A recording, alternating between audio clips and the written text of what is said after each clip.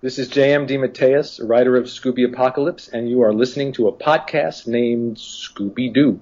Yeah!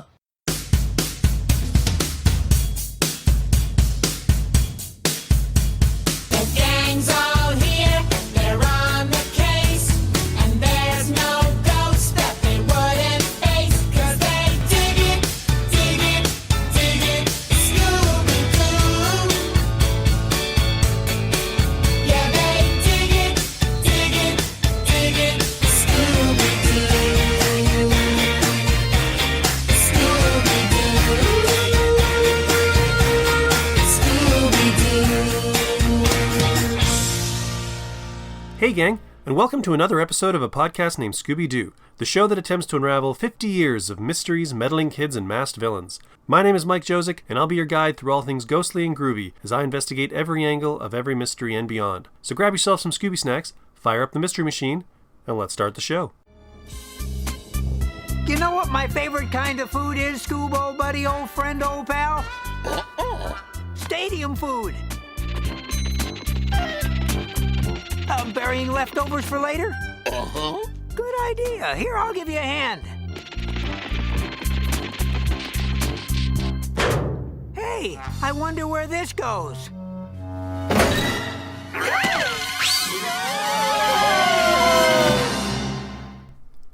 Hello everyone, and welcome to episode 38 of a podcast named Scooby-Doo. I hope everybody out there is doing well and keeping safe, and I'm very glad that you chose to join me for yet another conversation with one of the people who has contributed to this 50-year franchise in some capacity.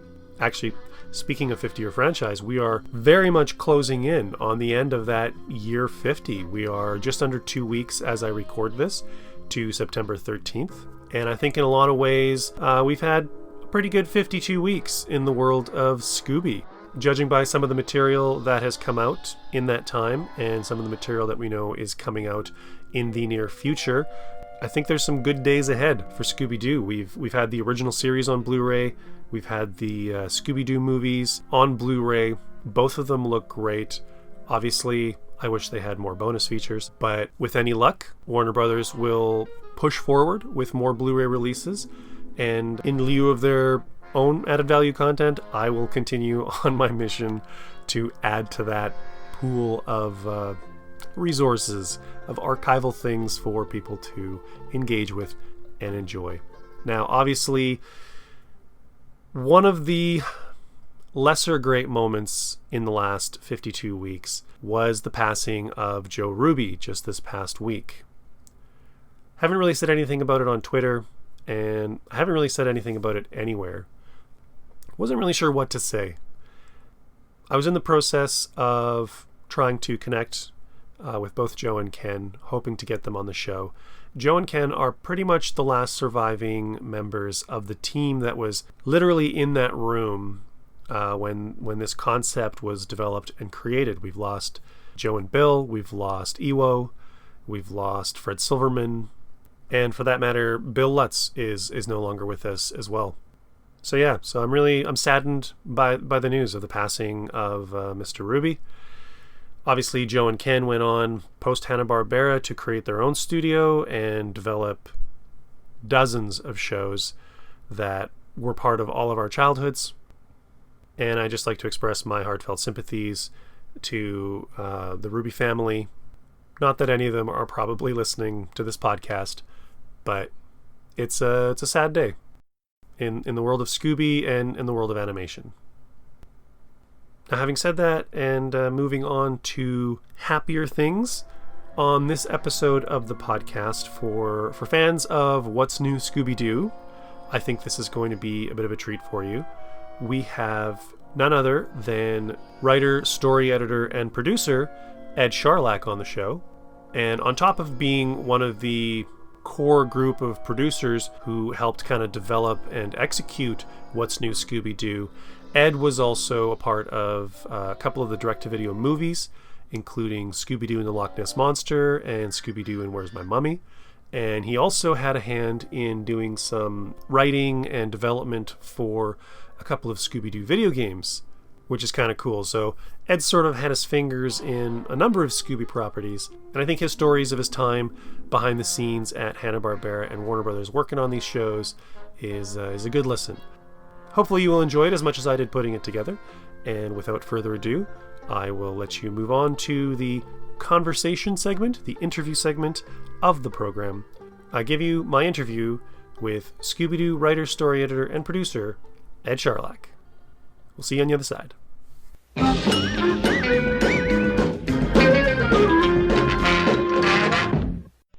My guest on this installment of the podcast is an accomplished writer and producer who has worked for various television, direct-to-video, and video game projects over the course of the last 4 decades. He's worked in both live-action... Actually, it's 5 decades, isn't it? Well, since 1966, or whatever that would be. Yeah. He has worked in both live-action and animation, contributing to more series than I have time to name, but a short list would include That Girl, Love American Style, Happy Days, Mork and Mindy, Quantum Leap, Duckman, and he also wrote the pilot to another personal favorite series of mine, Invader Zim. Oh. He was part of the team tasked with bringing 4 mystery-seeking teenagers and their faithful dog back into your living rooms in the early aughts. The gang hadn't been seen in new weekly adventures on the small screen for some time, but that all changed with the introduction of the popular and entertaining What's New Scooby-Doo. My guest served on that show as a writer, producer, and story editor, and would continue to contribute to the franchise for the rest of that decade through 2 direct-to-video films, a couple of Scooby-related video games, and generally leaving his mark on the franchise and the history of mystery. I'm very pleased to welcome to the show Ed Scharlach. Thanks for joining me on the podcast, Ed. My pleasure. It's great to join you, Mike. Now, the first question I usually ask all of my guests is basically, what was your first contact with Scooby-Doo? Were you somebody who watched it when it was on television when it originally aired, or did you come to it strictly professionally? What's the story there? I would say strictly professionally. I am a big animation fan, but didn't get to get involved with animated TV series till later in my career. And in the course of that stage of my work, I wound up being sent by an agent to Warner Brothers Animation, who at that point had just purchased Hanna-Barbera, and for a meeting with the idea of possibly writing, producing Scooby-Doo. I had never seen a Scooby-Doo episode, and so it's something if I were to get the job, which I did, I had a lot of catching up to do and learning to do, and it was very exciting to evolve into the Scooby world. So you said you were an animation fan. What cartoons did you enjoy? Oh, growing up, I loved Warner Brothers, all the characters that they did, and all the Mel Blanc characters, and I loved Disney, and UPA was a big favorite of mine, and later on, Pixar, before they joined Disney and after, and on and on. I liked clever animation, art-wise and writing-wise, and there was a lot of it, and that it greatly influenced me my whole life. In fact, I think a lot of the live-action work I did was influenced by my experiences watching clever animation through my childhood. Despite doing a Scooby-Doo podcast, I never really connected with Hanna-Barbera characters really strongly for most of my youth. I mean, I watched the Flintstones, I watched the Jetsons, because back in those days, there was no Cartoon Network.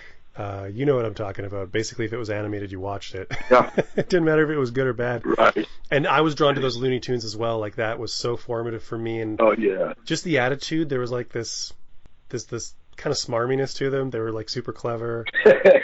Yes. They were not as saccharine as like the Disney cartoons or the Hanna-Barbera cartoons. They just had that attitude. They had that rough and ready kind of feel to them. So yeah, I feel you. Well, I think they were written to an adult wit as well, an adult wit and audience, and so it was clever. Very much so.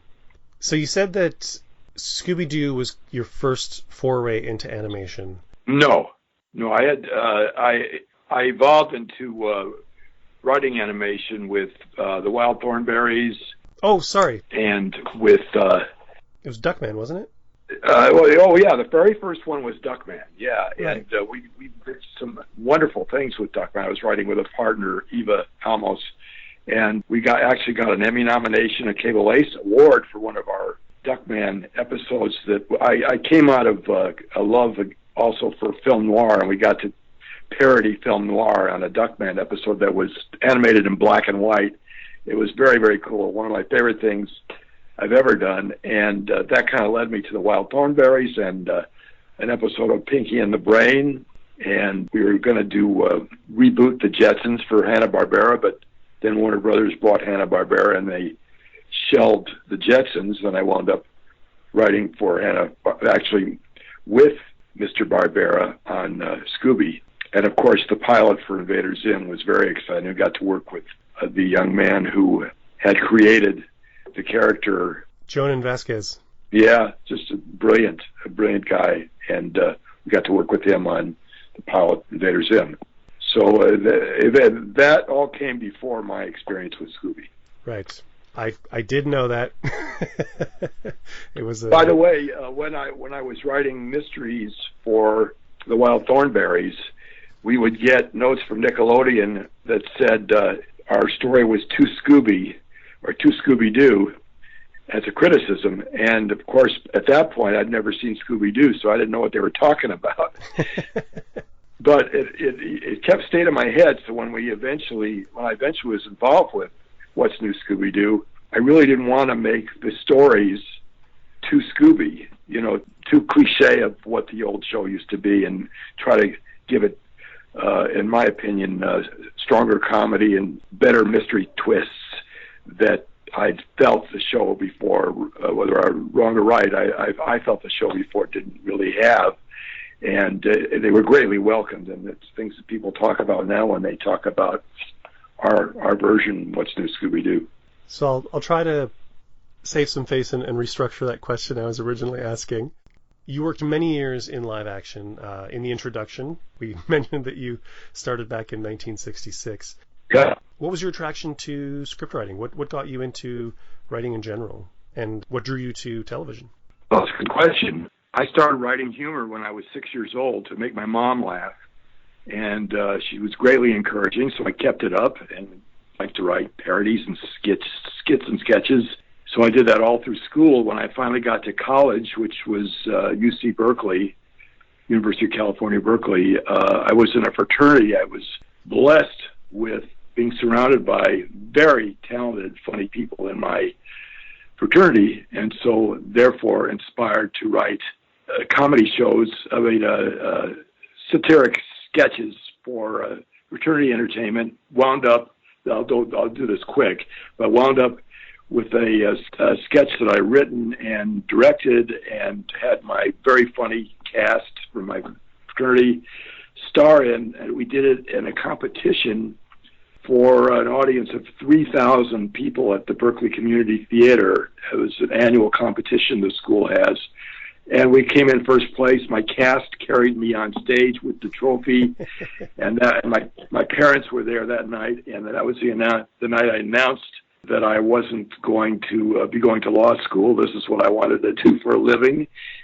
I graduated 2 years later. Within 6 months of my graduation, I did pursue that, and I had, with a partner, we had 17 half hours on all three of the major networks within 6 months of my graduation from Berkeley.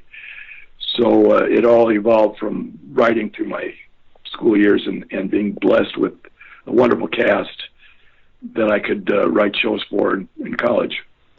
I've heard from a few people who are basically making their way into television at that time that, and it may just be these people, but it didn't seem like the most difficult of entry points, I guess. Like, I wondered if there was an atmosphere at the time where they were looking for writers, they were looking for fresh voices, and that, I mean, I know. Well, there were a bit. I know how difficult it is to get into the industry now. Kind of, what was the? It's always been difficult. I think we were blessed also with some luck. Ageism was in reverse then. Right now, ageism is after someone's maybe 40 or 50, writing work dies down. In those days, the comedy people were all over 40 or over 50. They'd come from movies and radio and a lot of classic TV. And so me and my partner were both in our early 20s. It was very, very rare to hire someone that young. Now, in those days, the Writers Guild let them pay us less than the normal fees for scripts. So that was one way that we were appealing. The other way was we were young. We were a male-female team, which you rarely saw in those days. But when we started writing, it was all older guys with cigars from New York, and we were like a fresh entity. Also, we were writing one of the first series that we were writing for was That Girl with Marlo Thomas, which was about a young woman living on her own in New York and her boyfriend.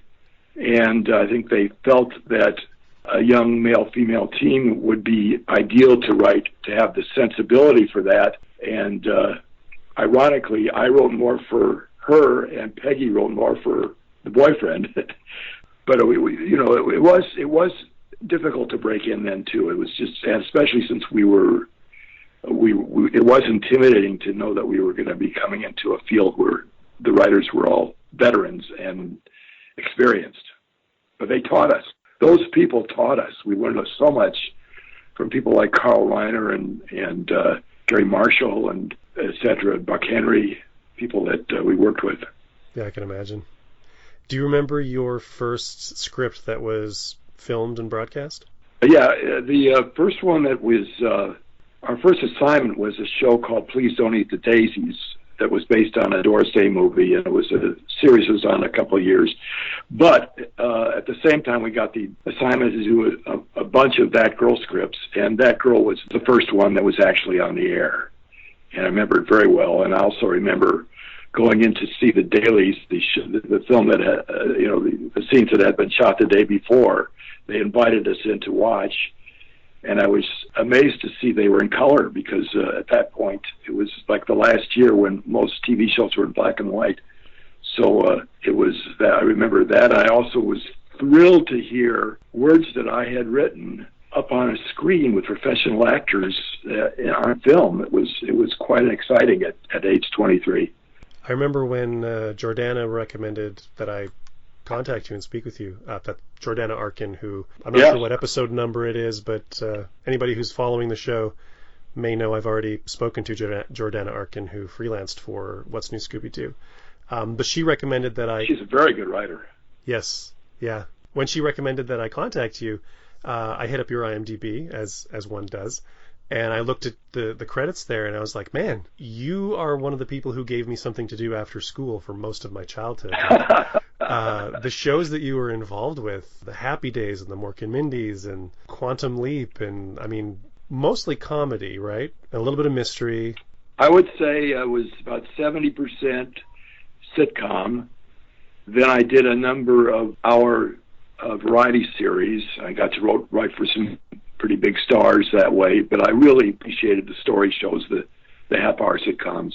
Then I did a handful of our mystery shows, and my favorite, I love film noir, and we got to write for, I got to write and co-produce Mickey Spillane's My Camera with Stacy Keach for 4 years, and we tried to do a little film noir movie every week, and sometimes more successful than others, but some of them wound up being pretty satisfying, and that was really fun. And actually, I think I brought a little bit of that sensibility into the mysteries that we did on What's New Scooby-Doo. I remember that show. That was one of my gateways into noir. Right. The point of bringing that up is just you have a long kind of career in live action, and even though you said that you enjoyed animation, it seemed interesting that you came to it as late as you did. And I'm curious how that came about, how you ended up getting involved with that first series, Duckman. Well, first of all, I'd always wanted to do animation, and it was intimidating to me because I loved it so much, and I didn't know whether I could actually do it. Two guys named Jeff Reno and Ron Osborne, who had started their writing career working for us on, I was producing Mork and Mindy with one of my writing partners, Tom Tenowich, and their first job was as writers on Mork and Mindy. A few years later, they created Duckman, and they brought me and my then partner, Eva Almos, in to write for them, to write the Duckman show. They knew I loved comedy. They had great rapport with me because we had worked together, and they knew I had a feel for the detective. He was a duck detective. So it was because of these guys that worked on Mork and Mindy that developed this show, and I wound up writing that for them. And that was my gateway into animation. You've mentioned a couple times collaborating with a writing partner. Is that a Yes. preferred style of writing for you? Yes, very much so. Writing, it can be a very lonely business. I found that when I wrote with certain partners, the ultimate product was better than either of us could write by ourselves. When we collaborated, we could, you each come up with a particular way you want to go with something, and you find that the third way that you both agree on is better than the first and second way that you both had individually. And it's also much more fun. We had always had great laughs. I was very lucky to have wonderful, talented writing partners that I think a lot of the work that I did was greatly augmented by the people I worked with. I've always been curious. On many shows that I've watched over the years, and many of my very favorite shows, there's always like one or two writing partners.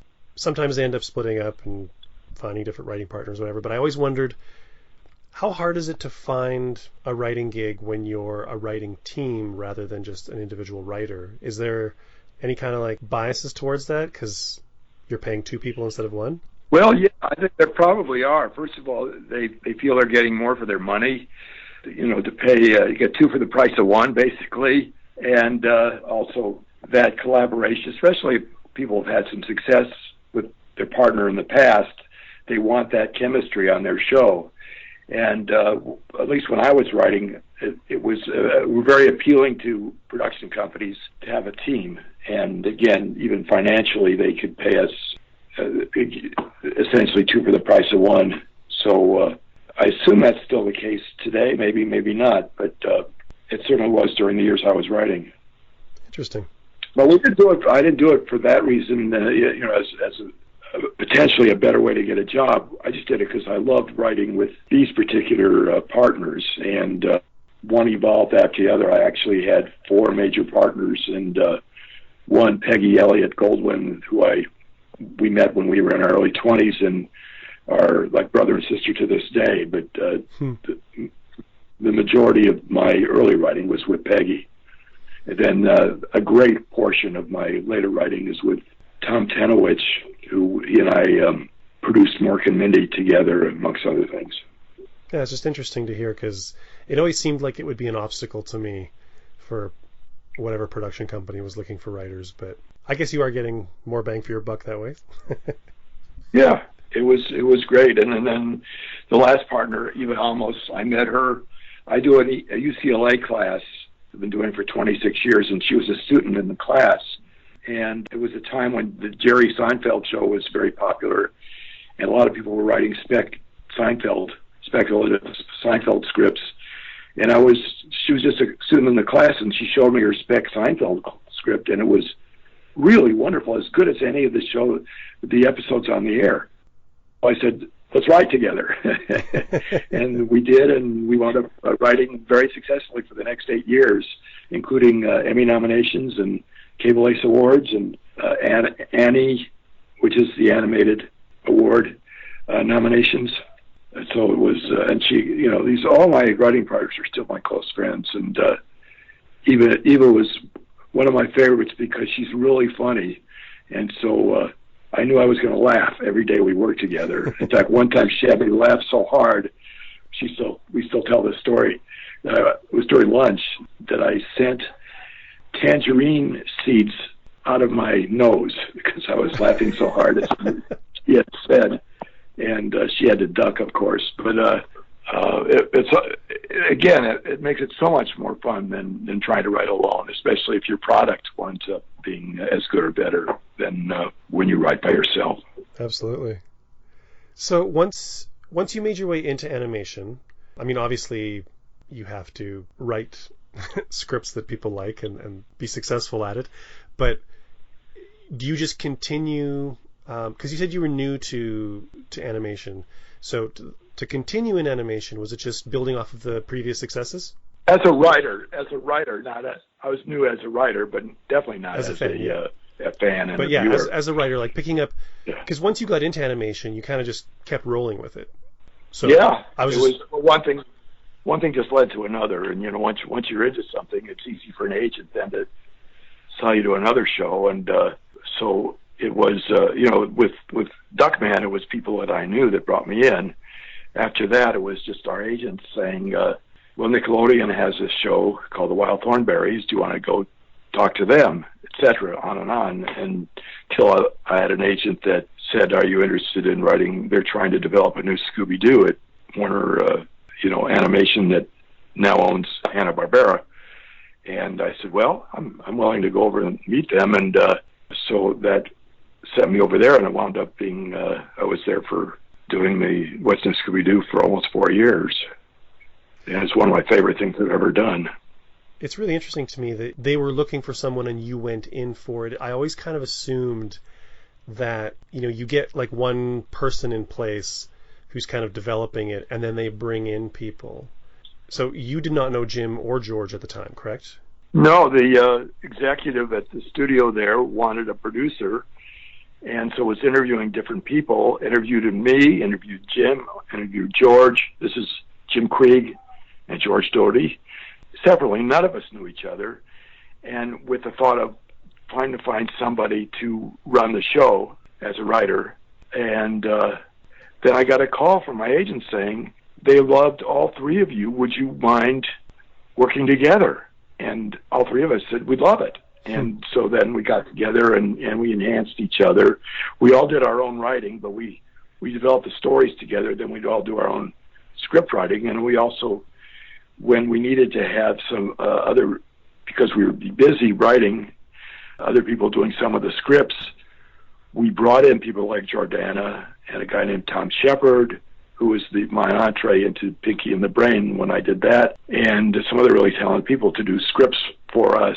And we'd help them, we'd guide them through the stories we wanted, and then they would write their scripts, and then we would do the polishing when they turned them back in. We never had a writer's room. I hate writer's rooms, but the three of us had fun working together, developing the stories, and then the scripts were written, authored by the various scriptwriters, including us. That whole idea of the writer's room, I think, has been really popularized by live-action television and just with the focus and that second golden age of television, that we're all kind of experiencing right now. And I think everyone just assumes every show has a writer's room. And what I've kind of increasingly learned is that, particularly in animation, there's usually a story editor, there's maybe one or two other writers, and then there's some freelancers. There's very rarely a writer's room. The only exception, the notable exception that I can tell you is The Simpsons. Apparently has been very successful with writers' rooms because they have this room full of Harvard graduates that they had at the beginning anyway, and who really had a great rapport with each other. But it's one of the best written shows of any kind in the history of television, and they actually came out of a writer's room. But I think that's one of the few examples of where a writer's room produces good comedy. I'm very skeptical about a bunch of people in a room trying to outdo each other with jokes and trying to form a solid story when you have a lot of voices. And the story is the ultimate basis of any good script.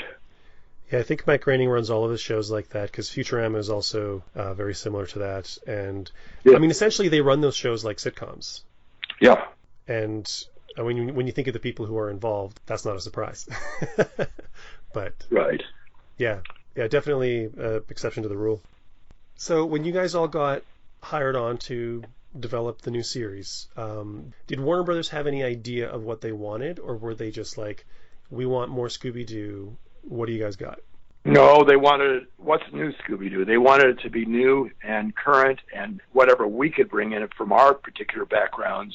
I think one reason I was there was so I could bring my sitcom sensibility, joke writing from adult scripts, and my mystery story background. Both George and Jim had backgrounds in very interesting shows, and so that, you know, they wanted us to bring our sensibilities to make it a whole new series with all the tropes from the original shows. And most of the cast, actually, we had our cast was just so delightful to work with and so good. And most of them came from previous incarnations of Scooby-Doo. Yeah, it was a really interesting show to kind of experience when it came out, at least for me. I know there'd been a few iterations. Some people grew up on Pup Named Scooby-Doo, and I was never as big a fan of it as some of the people that I know. What you grow up with is usually like what you imprint on. Yeah. And when I was super skeptical, because I don't dislike the live-action feature film, but I also think it's a very different kind of Scooby-Doo. And the Scooby-Doos that they were making in the direct-to-video arena, they were kind of doing a different thing. They'd sort of aged the characters up a bit. They'd sort of moved them on. Yeah. So I was really curious what the new series would be like, because we hadn't had a Scooby-Doo series in a long time. I remember watching it with my kids, and they were really just getting off on seeing, you know, entertaining animated mystery show, and I was kind of getting off on the fact that you guys seemed to really be respecting the original series. Warner Brothers and Hanna-Barbera had strayed so far off from kind of the core concept that was created back in '69 with Ruby and Spears and Takamoto, and it was new and it had new ideas and it was a new presentation, but at its core it felt like, okay, somebody said we need to bring back kind of what made Scooby-Doo work, and I really felt like you guys did that. So I was really curious sort of what the genesis of the show was, and how much of that was like intentional and how much of that was just not luck necessarily, but like minds and sort of philosophies for animated series and mysteries and whatever, kind of just all meeting at the same point, right place, right time kind of thing. Well, definitely we wanted to respect and emulate the what was successful about the show in the past, and you know, keep the characters, develop them a little if we could, the way they were though, and not do anything like the new movie Scoob, where apparently I haven't seen it because my friends warned me off of it, but apparently Scooby actually talks. You know, things like we did not want to do any of that. We wanted to keep everything the way it was, but enhance the level of the humor and the stories. Other than that, everything, which was a tutorial for me, because I had to learn all about the older shows, but certainly Jim and George were very well versed in it, as was Christopher Keenan, who was the head of production and really knew the old series and wanted to keep the sensibility of that and yet have us take it into the millennial age. This is already 2001. I guess that could be called the millennial age, if you can say it. I'm pretty sure that counts as millennial, yes. Yeah. You mentioned once you were getting involved with the show, you had never seen an episode of Scooby-Doo, so you had to go back and check out the show. I'm curious what that experience was like for you. If it was... some people I know who have done it for the job were kind of like, it needed to be done, but it was a bit of a chore. And some people very much have like nostalgic attachments to it and really enjoyed it. So I'm curious, because you said you had like no contact with Scooby, what it was like for you. It was a learning experience through George and Jim and Christopher Keenan, the animators. To this day, I've never seen an episode of Scooby-Doo before What's New Scooby-Doo. I didn't watch him then. I haven't seen him since. I just took it from what I learned from my friends who were experienced with watching the show and what it was like. And then we just went from what we had. And of course, in our story meetings, I got the feel of everybody, all the characters, and the way that the characters should be, that was mostly respected. So, you know, I never went back to watch the shows. I thought that would bastardize what we were trying to do. And then I never felt I had a need for it, because after that I could watch all our episodes, and I still do. They're on Netflix. They're wonderful, and they still hold up. And I get compliments now from people with little kids who were far from being born yet when we were doing the show, that are discovering our show now on Netflix and loving it. It's fascinating. I thought, just from our kind of conversations off mic and the little bit that we've talked about on mic, I assumed that you had gone back and watched old episodes to prepare. So I'm fascinated that you... No, I learned about the show basically from my colleagues and getting the idea as we were working on the stories. And then definitely from once we started recording the episodes, hearing the characters through the great actors and their rapport, and seeing, what, Scooby's attitude was, and everybody, Shaggy's attitude, etc. Learned it from the writing and the actors. It was far more valuable than looking at a pup named Scooby-Doo or something, which they warned me against. You were warned against pup named Scooby-Doo?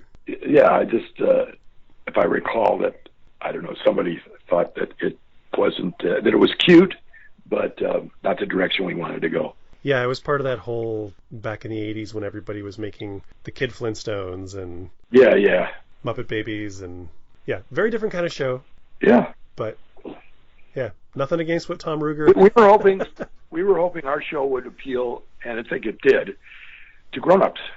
Yes, it's a show that kids can watch, but we wanted grown-ups to be able to laugh and not know immediately who the culprit was, and think it's clever, the way I used to think the Warner Brothers, I don't want to say I could write anywhere as good as they did on the Chuck Jones Warner Brothers cartoons, but that was our model, to try to have shows that grown-ups could watch and laugh at and enjoy and think is clever.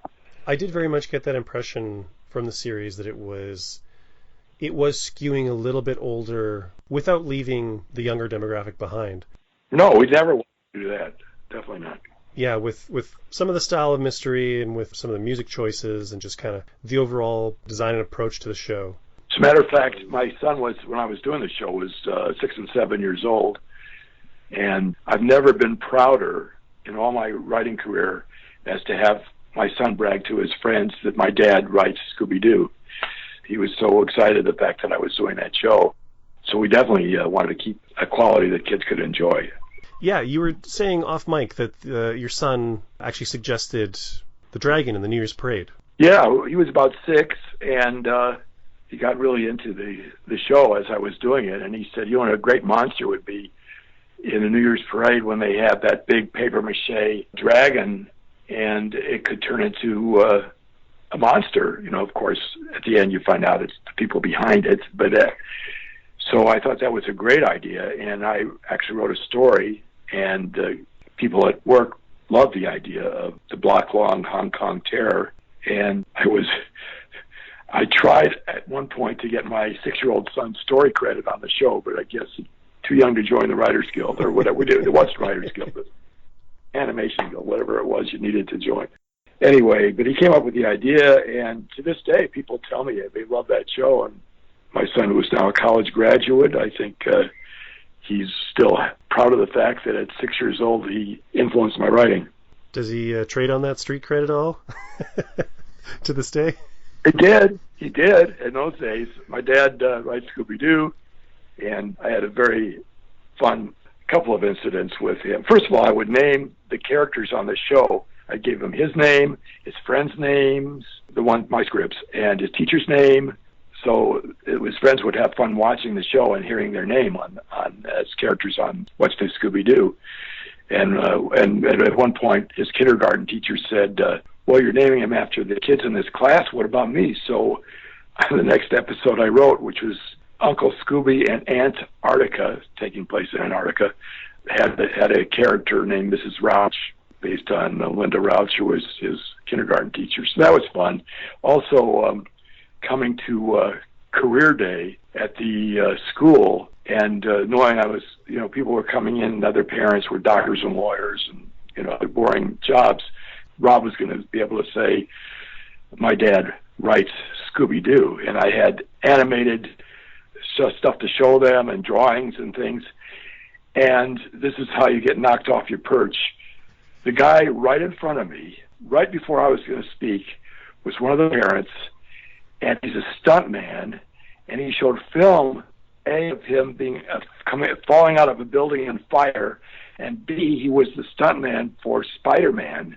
And so he sort of took the flame away from me being the star of the day. I came in kind of second, I think. But I love to see what he had to do.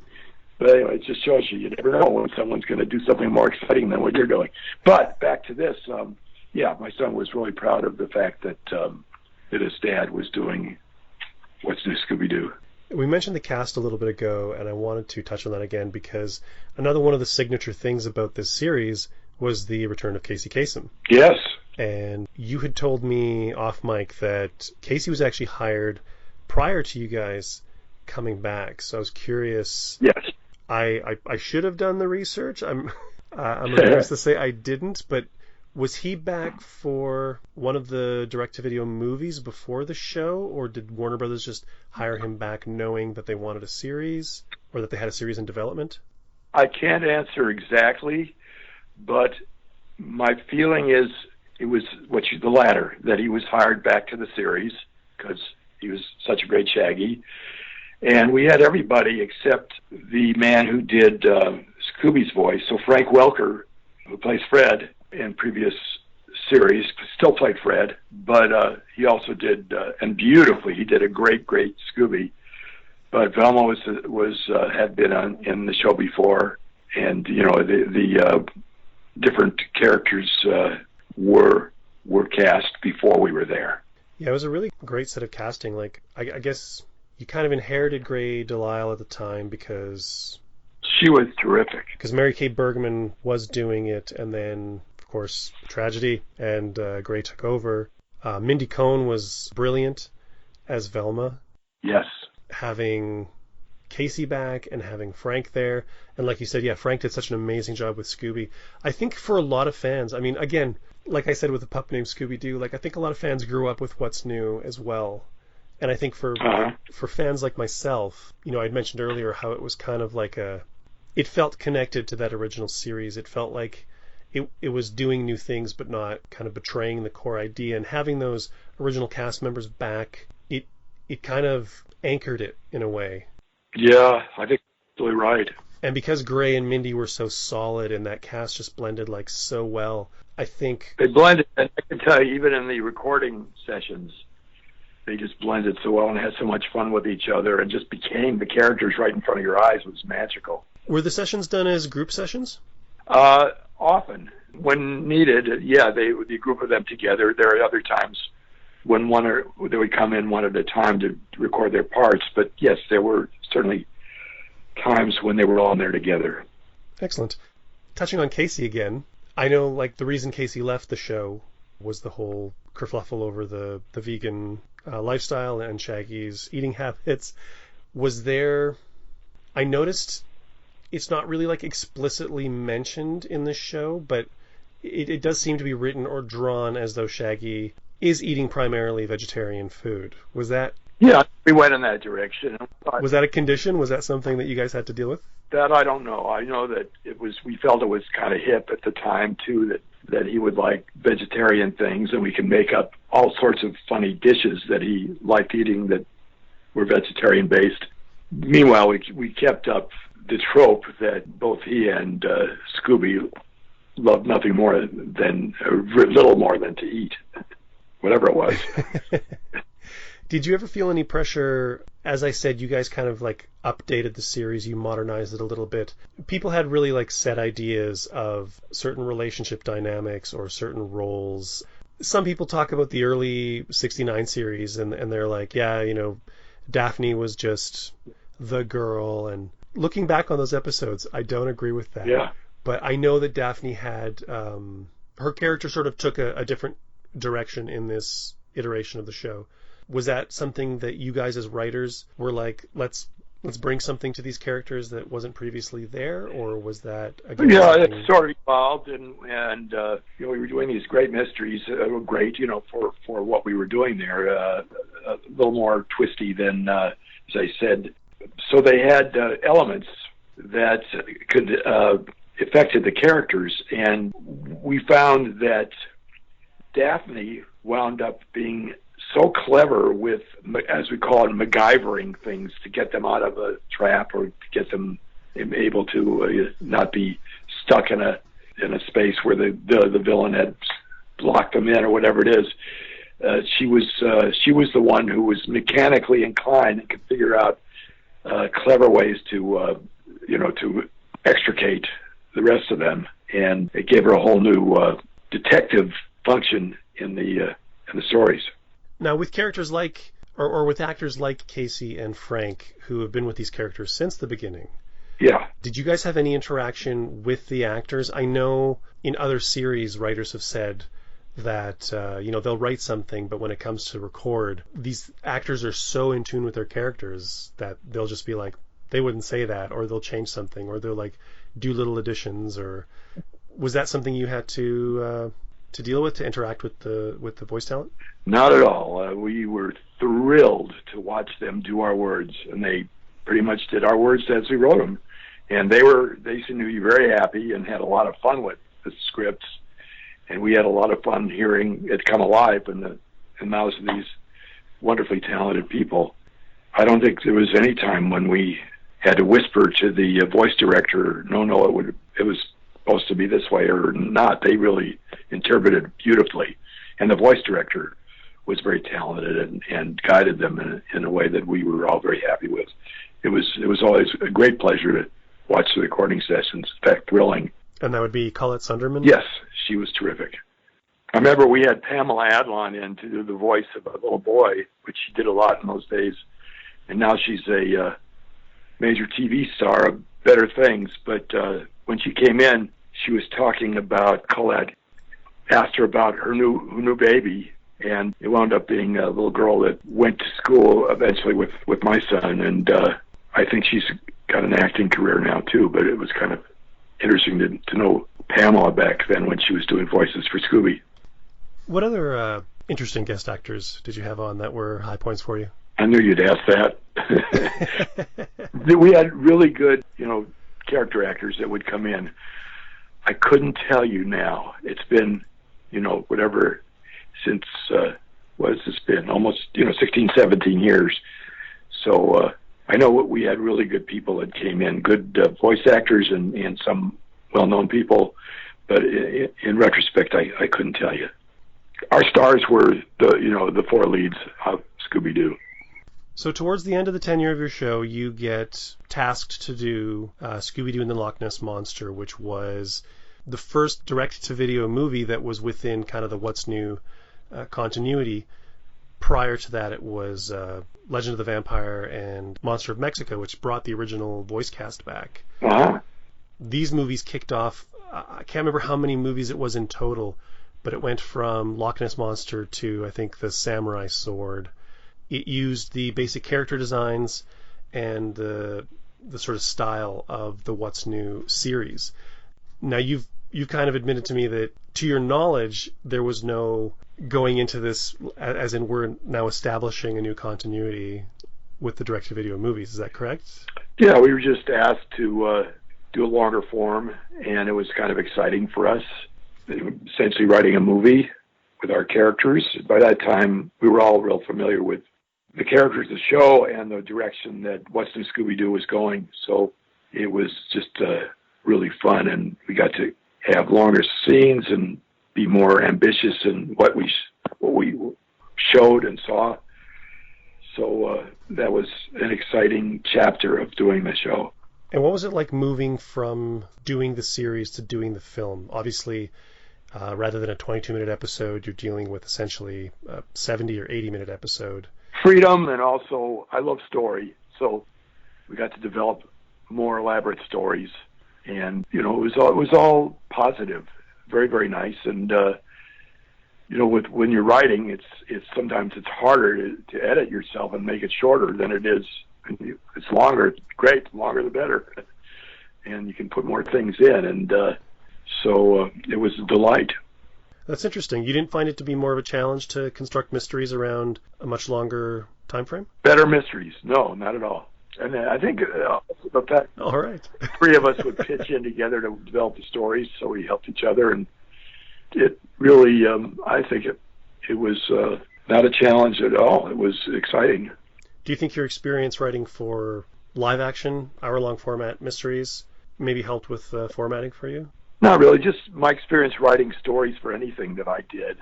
The story was always the kernel, and figuring out a story long before you write the script on anything is what makes the product good.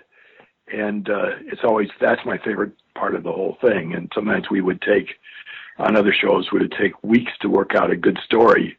And then the script and the jokes were just frosting on the cake. And I think in this case, same thing. We had a lot of fun writing these stories, including the feature-length ones.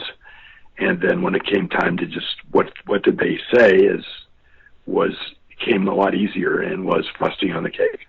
And what would you say, what is the writing process like for you, as far as when you sit down and you have to come up with an episode for Scooby-Doo? What is that process like? I don't know. I guess I'm trying to remember what it was like specifically for Scooby-Doo. We'd have certain concepts that we liked, and we would make sure they were okay with the production company, Warner Animation. We had a very good rapport with the production. As I said, Christopher Keenan that was there, and he would okay whatever ones he liked the best, and then from there talk about them, try to develop in the beginning, middle, and end, and get the nuances of the story, and go from there. Was there any particular challenge that was kind of a consistent obstacle for you? On Scooby? No. Yeah. No, not at all. It was a wonderful. It was a wonderful experience, and no challenge. What I always say is, what's the best? People say, what are the best shows that you've ever worked on in terms of your satisfaction? And my answer is always who I work with every day. These are people you spend several hours with every single day of the week. And if they're fun and great people and creative and it's a fun experience, it's a delightful job. And in this case, I love the people I worked with. I love Jim and George and Christopher and the animators and the cast. And I greatly look forward to being there every day. And it was never any kind of challenge. It was delight. And I feel to this day I have great nostalgia for working on What's New Scooby-Doo. You wrote Loch Ness Monster, and then there was a second direct-to-video movie which you did not write, and then you wrote the third movie, whose name also escapes me at the moment. Was that basically a production thing where you did one and somebody else was like in the pipe to do the next one, and then you were in the pipe to do the next one? Or we were probably writing simultaneously, maybe even. I don't remember now, but that's okay. Probably the case. We helped each other while we were doing these. So, we interacted. Absolutely. I would expect nothing less. Yeah. So looking back on the What's New experience, do you have any favorite episodes or moments during the show's run that you would say were kind of particular, either highlights of the run on the series or career highlights, anything like that? Well, here's some thoughts. One is the great genius behind these shows that was still alive, the Hanna-Barbera shows, which Scooby is one of them, was Joe Barbera, who was at this point in his 80s, still came to work every single day. His office was down the hall from mine. Was so happy with the way the show was going, which was great because he was part of the creation of it and was, it's one of his shows, but he was delighted with what we were doing with it. And I actually got to, at times, pitch ideas with him and get his input into the shows that we were writing. He had an office at his home and his office at the studio, and he had the same exact setup of his furniture, his desk, etc., in both places. So his studio office looked exactly like his home office. And we got to, as I say, we saw him every day, and we got to actually work in his studio office. So that was one of the high points of working there. Another one I could say is Warner Brothers now owned the Hanna-Barbera shows, and of course one of their most famous cartoon series was The Roadrunner and Wile E. Coyote. And I was writing an episode that took place in the Arizona desert, and Warner executive came up to me and said, would you mind, we would like to do a tribute to the Roadrunner and Wile E. Coyote, since you're in the desert, would you mind a cameo of those two characters briefly and writing them into your episode? I said, I'd be so honored. My God, I grew up with them, and it'd be so much fun. They're going to have the animators actually make them so they looked exactly like they always did in their shorts. So I did. The Mystery Machine is traveling through the Arizona desert and dealing with whatever the story was about, the group, our team. And in the background, there's the coyote running across the desert on the horizon, and Wile E. Coyote chasing him, just as he did in the old cartoons. He went, meep, meep. And the only person who sees this, the only character who sees this is Scooby, and us, of course. And Scooby turns to us and goes, in Scooby language, reap, reap. and that was it. And they ran off to Scooby. They loved that. And Frank Welker loved doing reap, reap after the Roadrunner going meep, meep. And I was just so honored. I mean, these are two of the most famous characters in the history of movies. They got to do a cameo in my episode. Now, speaking of Mr. Barbera, you guys actually had him, I think, in 2 episodes on the show, if I'm not mistaken, as far as his likeness, but you didn't have his voice, right? I don't remember. Okay, there was the character of Mr. B. It was it was the episode with all the puppies. Yeah. Oh, you know what? I'll tell you why he's in that. That was the one we worked on with him, and he said he wanted to do an episode with puppies. So we developed, and he helped us develop the story. So I think that's why Mr. B got in there, because that was basically his story. Okay. Fair enough. That's cool. I love hearing stories about Joe and Bill, just because, they're gone now, yeah. And so many people have made their way through their studio. Mm-hmm. I mean, I often cite, you mentioned Roadrunner and Wile E. Coyote, and like some of those early writers at Hanna-Barbera were guys like Mike Maltese or... Well, there were some very, very good writers that came through there, and they were historic shows and influenced a lot of animation and live action. And it was such a hotbed of like creativity and just production. And I mean, whatever anybody wants to say about, the quality of that production, because obviously as the studio grew larger and the amount of series that they were producing had certain production needs, let's say that. Yeah. But so many people have been through there and orbited that place, and I just really like, anytime I have a chance to talk to anybody who's kind of walked those halls, has been to the building on Cahuenga, has actually interacted with Joe or Bill, I always have to ask, because you just never know what's going to come up. Well, we walked the halls briefly, my partner Eva Almus and I at the time, because they wanted to revive the Jetsons, and we wrote the script that would have revived it, where, if you remember, their robot housekeeper was Rosie, and they decided they would try something, this is the future, they would just try something revolutionary. Instead of having a robot housekeeper, this is revolutionary, they thought about bringing a real live person as the way of the future, as the housekeeper. And they brought in this character that replaced, first of all, the kids, they were all sad because Rosie wasn't working with them anymore.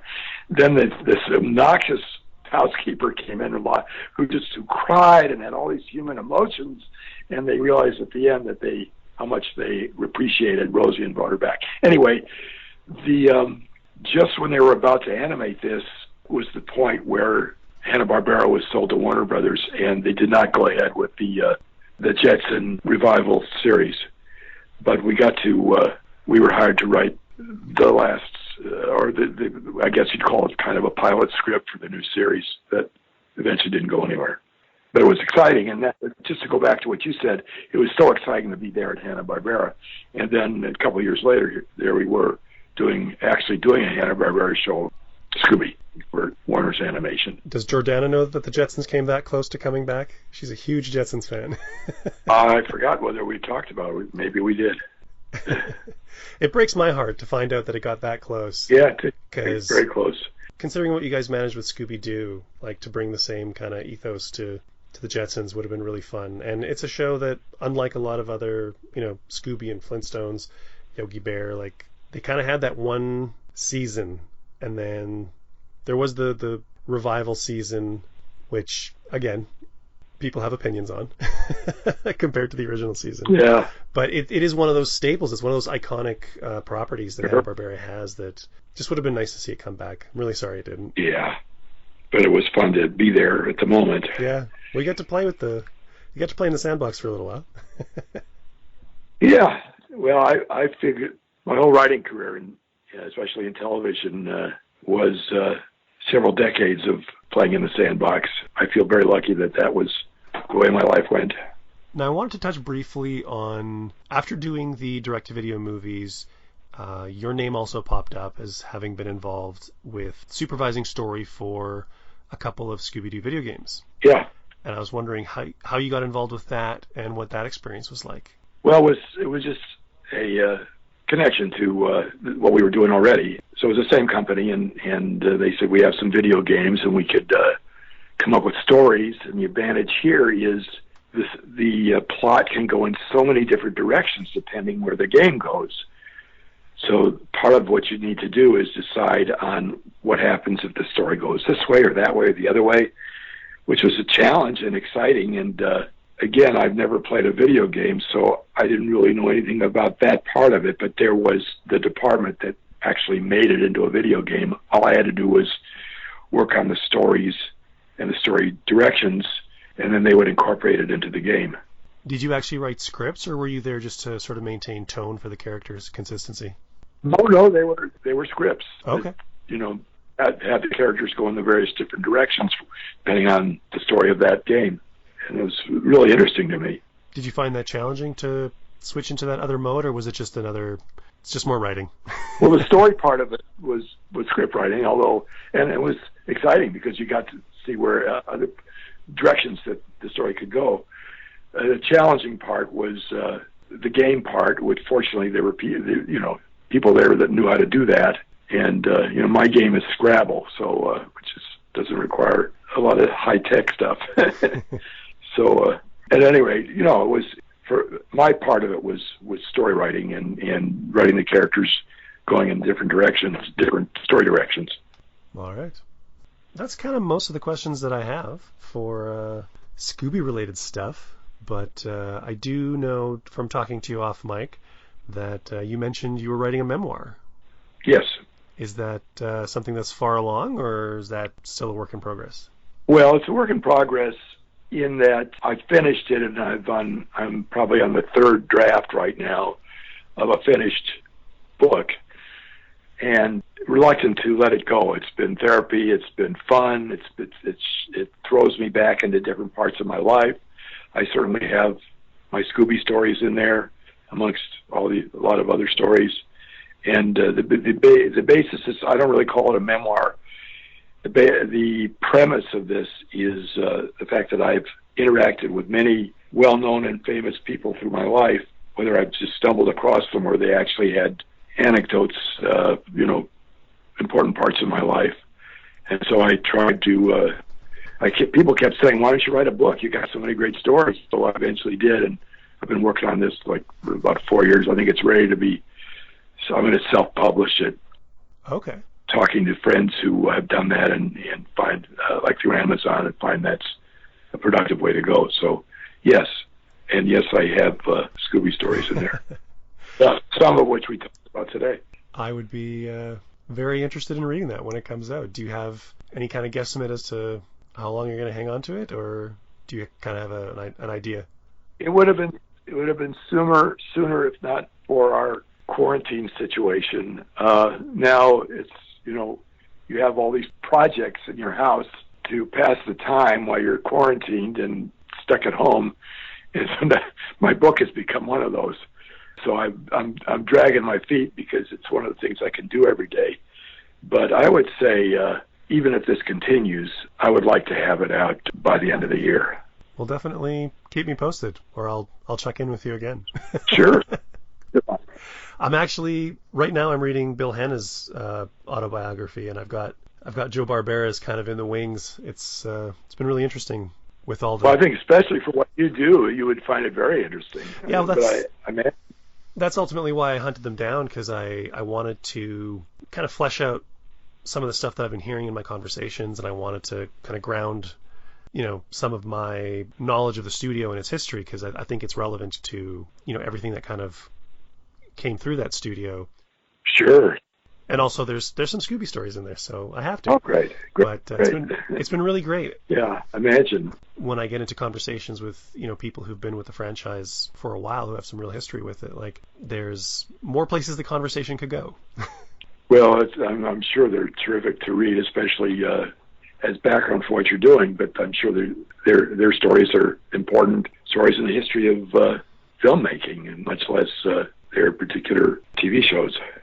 I'm kind of curious to see, like I said, I'm reading Bill's book right now, and from everything I've heard about Bill, he was very straight arrow, he was, strong work ethic, he didn't mince words, he wasn't he didn't have that salesman, right? Like, that's why Joe was doing that. He was very much about nose to the grindstone, get the work done, just real meat and potatoes kind of guy, and that's literally how the thing is written, and it's enjoyable. Like, I'm not saying that's a bad thing, but now I'm wondering, when I get to Joe's biography, like, how much different it's going to be, because they do seem to be, their personalities are coming out in it, and it could be an interesting read. Oh, yeah. I think Joe's personality, from what you're saying, would be quite different than Bill's, and definitely come out in his book. I've heard a lot of really fun Joe stories. Great. Well, eventually. He was a colorful guy. Yeah. Well, even in his 80s, and he did something which was so dear to my heart. Toward the end, he would come in. He'd still come in, but he'd come in on a wheelchair with a helper. And towards the end of our show, not, I don't know. I think he lived a little bit longer than that. But anyway, one day I brought my little son in to just see where I work and see the Scooby-Doo animators, etc. And we happened to arrive just behind Joe and his helper, and he saw us, and that I had my kid with me, and he stopped the helper, had him turn the wheelchair around, came all the way back down so he could say hi to my kid, and that just was so sweet. That's great. So one of the things that I usually ask my guests at the end of the conversation is, since this franchise we're now in the 50th year of Scooby-Doo. Wow. It seems to be invincible. Yeah. I'm curious to know, for people who've worked on it, like, what their impression, because I feel like they have maybe a different perspective than us on the outside, as to what makes this franchise work, why it's so ubiquitous and why it's so long-lasting. And so I put that question to you. Why do you think this franchise has lasted 50 years and shows no signs of stopping? Well, I think the basic element is the chemistry between the Scooby team, and that each one had their own characters that people got to know, and they know what was going to be funny about each one, and they could relate. I think there was a certain period when people really related to Shaggy. So I think it's the characters and the fact that it was a little mystery, that was appealing, and it continues to be appealing, and then people get used to some of the elements that are repeated, like, we would have gotten away with it if it weren't for you meddling kids, things that we had to keep alive, or we wanted to keep alive in our version, right? That the people loved, those moments that they were expecting almost, once they knew the characters and their rapport, and then playing around with the characters and having them do things they wouldn't normally do. When you watch it enough, it's exciting to see that change. But I think if you wanted to say what has kept it interesting through the years to different generations, is that core of the Scooby team. I agree. I've also heard the show referred to as a procedural, which really threw me because I've never viewed it that way, but it kind of is. And when you look at how long shows like Law and Order have lasted, It kind of is. I think it's something that we as humans, I think, just really want to experience. Sure. Yeah, and it is always appealing, and we certainly had an element of that in our version, and I'm sure the other versions too. Okay, well, that's all I have for you today, Ed. Thanks so much for being on the show. Thanks so much for sharing your stories of your time working on the franchise. It's been a lot of fun digging into the history of mystery with you. It's a great pleasure to be part of your podcast, Mike. Is there anywhere? Do you have any social media that you want to let anybody know about? No, I stay away from those things. They scare me. Okay. Fair enough. Take care and all the best moving forward, Ed. Well, thank you very much. I greatly appreciate that.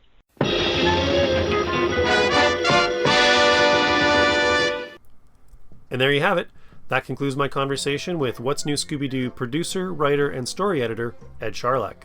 I had a lot of fun talking to Ed and traveling down memory lane with him. I gotta say, I'm really looking forward to his autobiography when it finally comes out. Hopefully I can get Ed back on the show when that does happen. Maybe we can talk a little bit more Scooby and Hanna-Barbera. And I hope you guys enjoyed the conversation and got a little something out of it. If you're a newer listener to the show, I'd encourage you to go back through the catalog of episodes available at www.scoobydoocast.com. You'll find a lot more content and interviews there, as well as some audio commentaries done by creatives who have worked on the show. And I would encourage everybody to check out the blog named Scooby-Doo at scoobydoocast.wordpress.com, where I've been featuring short interviews with artists who have worked on variant covers of the Scooby Apocalypse comic book series that ran for 36 issues from DC Comics and Hanna-Barbera. And those interviews I'm putting under the umbrella of the Apocalypse variations. Those have been really fun to put together. And if you want to just contact the show, communicate with the podcast, engage beyond just plugging me in your ear holes, check out the social media. I'm on Facebook, Twitter, Instagram. You can find me pretty much anywhere, either at Scooby-Doo or a podcast named Scooby-Doo. While you're there, like, follow, share, and subscribe. You can also check out the show on YouTube. And if you're pulling the show off of a place like Apple Podcasts, while you're there, rating and reviewing the show, it's very helpful. I would encourage you to do so if you like the show, because it helps get the show into the eyes and ears of people who may not know that the podcast exists, and they might dig it but just not know how to find it. And rating and reviewing bumps you up. It's the algorithms. Can't argue with that. I want to thank you guys once again for checking the show out, for downloading the show, for supporting the podcast. It's always great to see the response every time I post an episode, and to engage with all of you on social media, and look forward to some really cool interviews coming up in the future. And as we count down, what are we, like 13 days? 12 days. As we count down 12 days to the anniversary of Scooby-Doo, Where Are You? And move into year 51. There's a handful of things I wanted to do in year 50 that I didn't get to do, so I'm totally carrying those over, and hopefully we'll have fun with those in the next 52 weeks. Stay tuned. Keep your ear to the ground, watch the social media, all the news will be there. So like I said, thanks so much for checking the show out. Everybody out there, keep safe, keep well, and we'll see you next time as we dig into the history of mystery on a podcast named Scooby-Doo. Exactly how she Take did care. was still unclear until we saw the broken flight rig of the balladeer, whose name is Kyle! The hovering balladeer. Kyle! Everybody cheer! This is how we solve the mystery. This is how we solve the mystery. So in summation, this narration's my donation to the art of mystery solving dictation. And here's what the bad guys say when they play where the law forbids. Would have gotten away with it too if it wasn't for you meddling kids. This is how we solve the mystery.